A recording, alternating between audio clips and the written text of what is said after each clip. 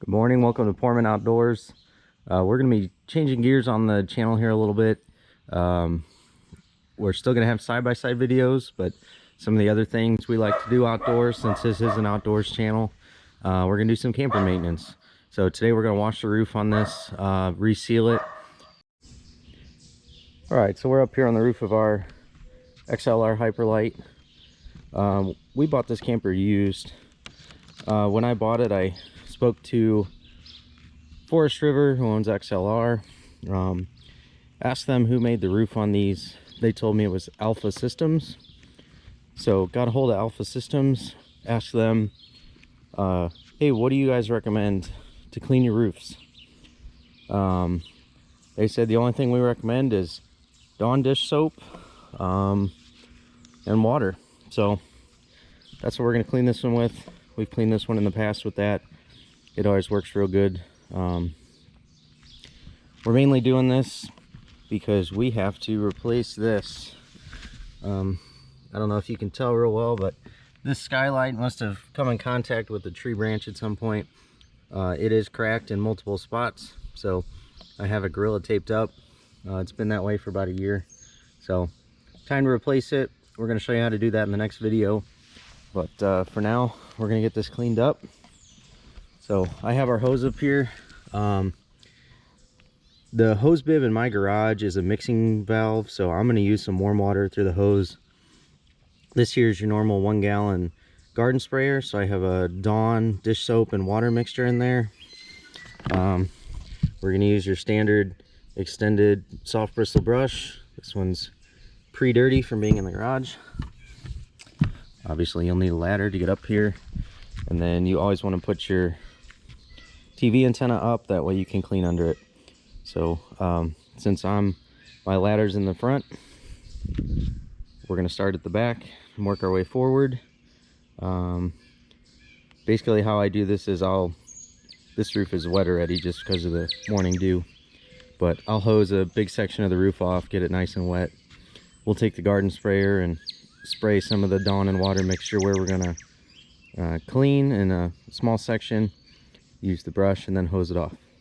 I'm going to clean off a section and show you the difference in the two clean and dirty. Alright, so I've hosed this section off, got it real wet. You can see my roof is sealed with the Turnabond tape. That is something I did about 2 years ago. Way less maintenance in my opinion than the self-leveling die-core stuff. The self-leveling die-core is still under the Turnabond tape. When we replace that skylight up there, we're gonna do the die-core and then put the Turnabond tape over it, just again for less maintenance. So I'm gonna spray this area with my Dawn dish soap and water mixture, and we'll get to scrubbing. All right, here you go. I got the first section done. You can already see a huge difference. This camper sits under quite a few trees, so this roof's going to get dirtier than most. Obviously, if you're parked under some sort of cover, they're not going to get as dirty. It is springtime right now, going into summer, so we've had a lot of pollen and whatnot. So I'm going to do the rest of this, get this whole roof scrubbed up, and I'll show you what it looks like when we're done. You can see I got about half of this roof done so far. Just a few other things to mention. These roofs are kind of a rubber. I forget if this one's TPO or I forget what the other material is they're using, but this is a really good time to check all your vent covers, make sure they're all intact, make sure none of them have cracks. Same with, like, that's the top of the fridge. You know, check all the sealants around them. If you do have the die-core, it cracks a lot. This here, I haven't done the Turnabond on this just because I knew I'd be replacing it, but you can see there's dark gray and there's white. So that white or lighter gray stuff is where I've had to patch up the die-core through the years. This camper is a 2014, so it's nowhere near a new camper, but a little maintenance goes a long way on these.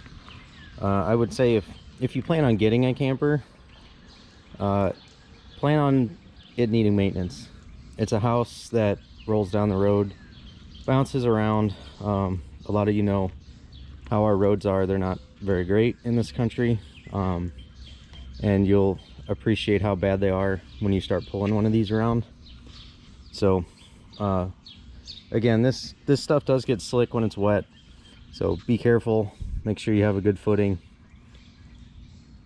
We're gonna keep cleaning. If I think of anything else, I will pop back on. So the other thing I'll add here, you can see I've done a little more.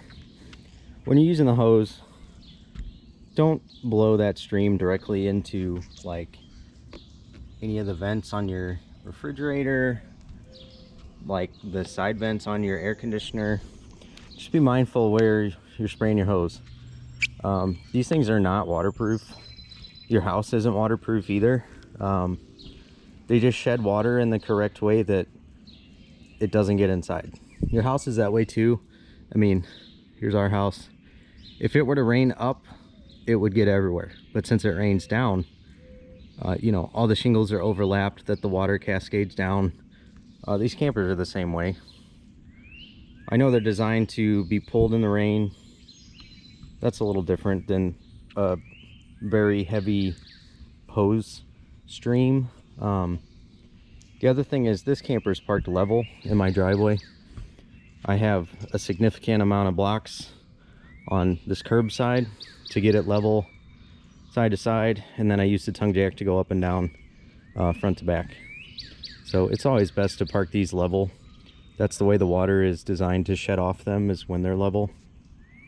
When you're spraying these off, pay attention to the way the water is running off the roof. It's going to run off just like rain or anything else. If it's puddling somewhere, you should probably take care of that. If it's going into a vent instead of going off the roof to the gutter, probably something you should take care of. So these are all little things you can check while you're washing your roof.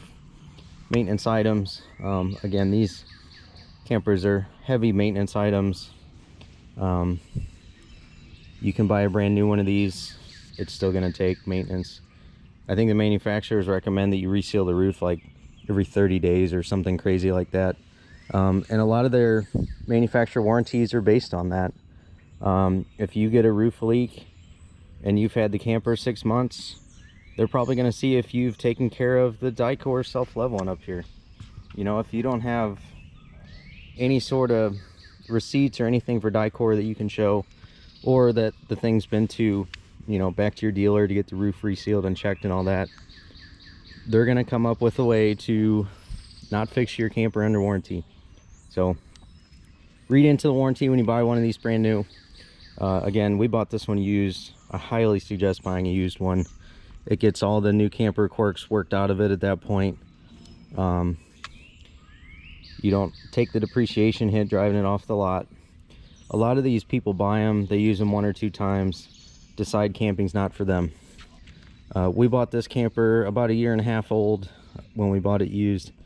It still had a lot of the clear protection wraps on the microwave. It still had the foam around the plate in the microwave. So even though this was previously owned by somebody, they didn't use it. So they took the depreciation hit.